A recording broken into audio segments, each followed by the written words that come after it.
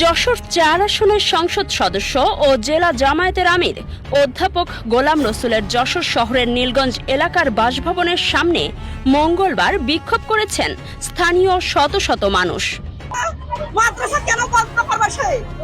কেন বন্ধ করবে সে? হ্যাঁ, আজান হয়, একামত হয়, নামাজ হয়, শুক্রবারে তো এখানে কোরআন তেলাওয়াত হয়, কেন মসজিদ মাদ্রাসা বন্ধ করবে সে? যত এমপি মিনিস্টারের কাজ হবে না, এখানে সাধারণ জনগণ মেন কোনো অন্যায়ের ছাড় হবে না, অন্যায়ের প্রতিবাদ করতে হবে। এ সময় এমপির বাড়িতে হামলার অভিযোগ ওঠে। এক পর্যায়ে বিক্ষোভকারীরা যশোর নড়াইল মহাসড়ক অবরোধ করলে যান চলাচল ব্যাহত হয়। স্থানীয়দের অভিযোগ, আল মাদ্রাসাতুশ শারিয়া ও সংশ্লিষ্ট মসজিদকে কেন্দ্র করে দীর্ঘদিনের বিরোধের জেরে মঙ্গলবার সকালে গোলাম রসুল ও তার মেয়ে অনন্যার বিরুদ্ধে এক শিশু শিক্ষার্থী আয়ান এবং রেক্সোনা নামে এক নারীর ওপর হামলার অভিযোগ ওঠে। ওই নারী আহত হন বলে দাবি করা হয়। গরম পানি করে আটকে রেখে মারতে চাইছে। কেন? কারণ কি? কারণ ওরা কেউ খেলাধুলা করেছে, চিল্লাইছে, তাই আমার বাসা পরে টর্চার করতেছে তারা। মাদ্রাসা হলে ধরে ওপর থেকে গরম পানি ছড়ে।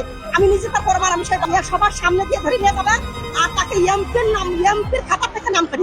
এ ঘটনার প্রতিবাদে সকাল 10টার দিকে স্থানীয়রা এমপির বাড়ির সামনে অবস্থান নেন। বিক্ষোভকারীদের দাবি, মাদ্রাসা বন্ধ করে দেওয়ার হুমকি দেওয়া হয়েছে এবং মাদ্রাসার শিক্ষার্থীদের সঙ্গে খারাপ আচরণ করা হয়েছে। হুজুরে ইয়ে করে বলতে এখানে কোনো মাদ্রাসা থাকবে, এখানে কোনো ইয়ে থাকবে। হ্যাঁ, উনি নিচে হ্যাঁ, এখানে না মানে গায়ে হাত দেন, উনি বলেছে এখানে কোনো মাদ্রাসা থাকবে না, ওই রোড আমার করা, কোনো বাচ্চা খেলবে না, মানে এই রোডে কোনো বাচ্চা যাইতে পারবে তার কথা। ঠিক আছে, তারপরে ওনার মেয়ে উপরতে লেবে এসে তালা নিয়ে ওই মহিলাকে হিট করছে ওনার থাকাকালীন অবস্থা। তারা ঘটনার সুষ্ঠু তদন্ত ও দায়ীদের বিচারের দাবি জানান।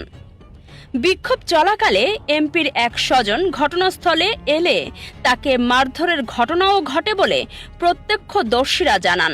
মাদ্রাসা কর্তৃপক্ষের মাদ্রাসার একটা স্টুডেন্টের সাথে এমপি মহোদয়ের মেয়ের সাথে একটা ঝামেলা হয়েছে। এই ঘটনার জের ধরে এখানে আজকে এই উত্তেজনা সৃষ্টি। আমরা উভয় পক্ষের সাথে কথা বলছি এবং আমরা এটা খুব তাড়াতাড়ি সমাধান করব এবং কেউ যদি আইনগত ব্যবস্থা নিতে চায়, কারো যদি অভিযোগ পাই আমরা, সেই ক্ষেত্রে আমরা তদন্ত সাপেক্ষে আইনগত ব্যবস্থা গ্রহণ করব। এখন পরিস্থিতি কি সকাল থেকে আমাদের নিয়ন্ত্রণ আছে, এখানে পুলিশ আছে, ডিবি আছে, সকল এজেন্সির লোকজন আছে। আমরা উভয় সাথে এটা নেগোসিয়েটের চেষ্টা করতেছি যাতে এই পরিস্থিতি খারাপ দিকে না যায়। পরিস্থিতি আমাদের নিয়ন্ত্রণে আছে, এলাকার লোকজন আমাদেরকে সহযোগিতা। সর্বশেষ খবর পাওয়া পর্যন্ত বিক্ষোভ চলছিল এবং মহাসড়কে যান চলাচল আংশিকভাবে ব্যাহত ছিল। অন্যদিকে গোলাম রসুলের স্ত্রী শারমিন ভিনা অভিযোগ অস্বীকার করে বলেন, তার মেয়ে মানসিক সমস্যায় ভুগছেন।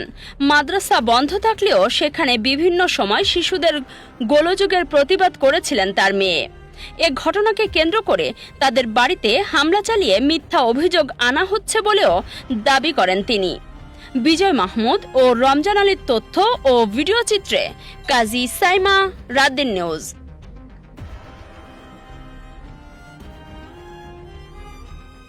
নবজাতকের সুস্থতা, পরিবারের হাসি নিশ্চিত করতে কুইন্স হসপিটাল আছে আপনার পাশে।